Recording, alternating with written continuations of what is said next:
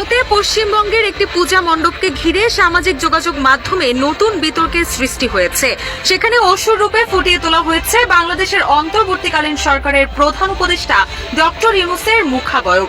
শুধু তাই নয়, মুর্শিদাবাদের ওই মণ্ডপে দেবীর হাতে পাকিস্তানের প্রধানমন্ত্রী শাহবাজ শরীফের কাটা মাথাও দেখা যায়। এছাড়াও অন্য আরেকটি মন্দিরে যুক্তরাষ্ট্রের প্রেসিডেন্ট ডোনাল্ড ট্রাম্পকে মহিষাসুর রূপে দেখা যায়। বিতর্কিত এই থিম দেখতে পূজা মণ্ডপে ভিড় করছেন দর্শনার্থীরা।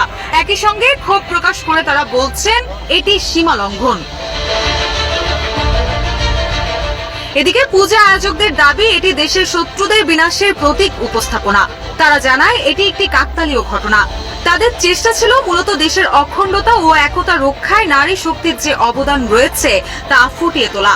অন্যদিকে একই জেলার আরেকটি মণ্ডপে যুক্তরাষ্ট্রের প্রেসিডেন্ট ডোনাল্ড ট্রাম্পকে মহিষাসুরের রূপে সাজিয়েছেন শিল্পীরা। পুজো কমিটির মতে আন্তর্জাতিক রাজনীতির প্রতারণা